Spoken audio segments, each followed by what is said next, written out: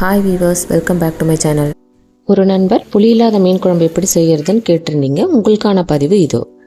ஒரு கடாயில் எண்ணெய் ஊற்றி காஞ்ச உடனே மிளகு போட்டுக்கோங்க. அப்புறம் அதில் ஜீரகம் போட்டுக்கோங்க, பெருஞ்சீரகம் போட்டுக்கோங்க. அதை நல்லா கொஞ்சம் பொரிஞ்ச பிறகு சின்ன வெங்காயம், பூண்டு இது ரெண்டையும் போட்டு நல்லா வதக்கிக்கோங்க. இது வதங்கினதுக்கப்புறமா தக்காளி சேர்த்துக்கோங்க. தக்காளி உங்களுடைய புளிப்புக்கு ஏற்ற மாதிரி நீங்கள் சேர்த்துக்கலாம். ஏன்னா புளி சேர்க்க போகிறது இல்லை இல்லையா, அதனால் உங்களுக்கு எவ்வளோ தேவையோ தக்காளி சேர்த்துக்கலாம். அப்புறம் திருவிய தேங்காயை சேர்த்து நல்லா வதக்கிடுங்க. மல்லித்தூள், மிளகாய்த்தூள், ஜீரகத்தூள், மஞ்சள் தூள் இதையெல்லாம் சேர்த்து நல்லா வதக்கிக்கோங்க. இது தேவையான ஸ்கிப் பண்ணிவிட்டு குழம்பு மிளகாய் பொடியும் சேர்த்துக்கலாம்.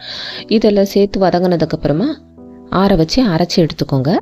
இப்போ ஒரு கடாய் வச்சு அதில் எண்ணெய் ஊற்றி காஞ்சதுக்கப்புறமா கடுகு, வெந்தயம், ஜீரகம் போட்டு தாளிச்சுக்கோங்க. வடகமும் போட்டுக்கலாம். பொரிஞ்சதும் கட் பண்ணி வச்ச வெங்காயம் சேர்த்துக்கோங்க. வெங்காயம் நல்லா வதங்கினதுக்கப்புறமா அரைச்சி வச்ச மசாலாவை சேர்த்து எண்ணெய் பிரிய வதக்கிடுங்க. அப்புறம் அரிசி கழுவின தண்ணி ஊற்றிக்கிட்டிங்கன்னா இந்த குழம்பு கொஞ்சம் ருசியாக இருக்கும். அரிசி கழுவின தண்ணி ஊற்றிக்காங்க உங்களுக்கு தேவையான அளவுக்கு. முக்கியமாக இந்த மீன் குழம்பு, கறி குழம்பு இதுக்கெல்லாம் இந்த அரிசி கழுவின தண்ணி ஊற்றி செஞ்சால் சுவையாக இருக்கும். இப்போ மூடி வச்சு நல்லா கொதிக்க வைங்க. எண்ணெய் பிரிய வந்ததுக்கப்புறமா மாங்காய் போட்டு அரை வேக்காடு மாங்காய் வெந்ததுக்கப்புறமா மீன் போட்டு மீனும் நல்லா வெந்ததுக்கப்புறமா இறக்கி வச்சு சாப்பிட வேண்டியது தான். அவ்வளோதான். புளி இல்லைன்னா மீன் குழம்பு சாப்பிட முடியாதான்ற கவலையே இனி உங்களுக்கு இல்லைங்க.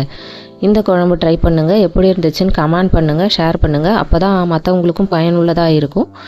என் சேனல் பிடிச்சிருந்ததுன்னா சப்ஸ்கிரைப் பண்ணுங்கள். நன்றி. நற்ப